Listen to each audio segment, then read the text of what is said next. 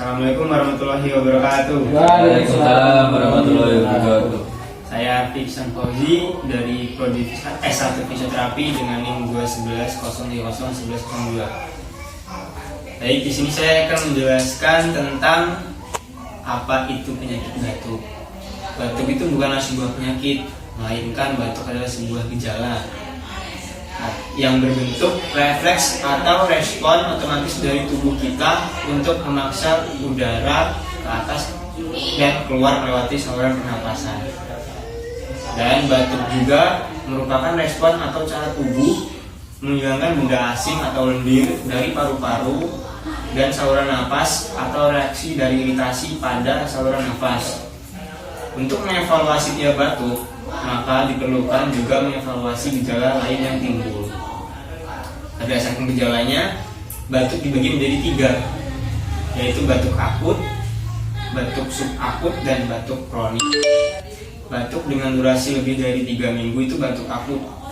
Sedangkan kalau batuk subakut itu durasinya antara 3 hingga 8 minggu. Dan batuk kronik, batuk dengan durasi lebih dari 8 minggu atau lama lah hitungnya. Dan berdasarkan jenis batuk dibagi menjadi 2, yaitu batuk produktif dan batuk non produktif. Batuk produktif atau batuk berdahak itu dikenal dengan istilah batuk yang menghasilkan dahak atau lendir. Kemungkinan lendir mengalir dari tenggorokan, hidung, atau sinus, atau paru-paru juga bisa. Berikut adalah beberapa penyebab batuk berdahak. Salah satunya penyebabnya infeksi virus. Batuk karena virus itu sering terjadi, yaitu virusnya seperti virus influenza. Batuk dipicu oleh lendir yang mengalir dari kebagian tenggorokan.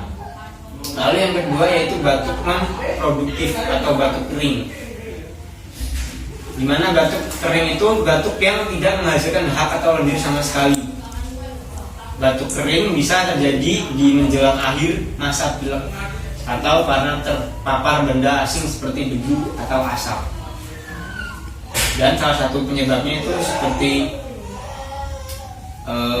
alergi atau efek samping dari obat yang darah tinggi seperti golongan ACE, inhibitor seperti captopril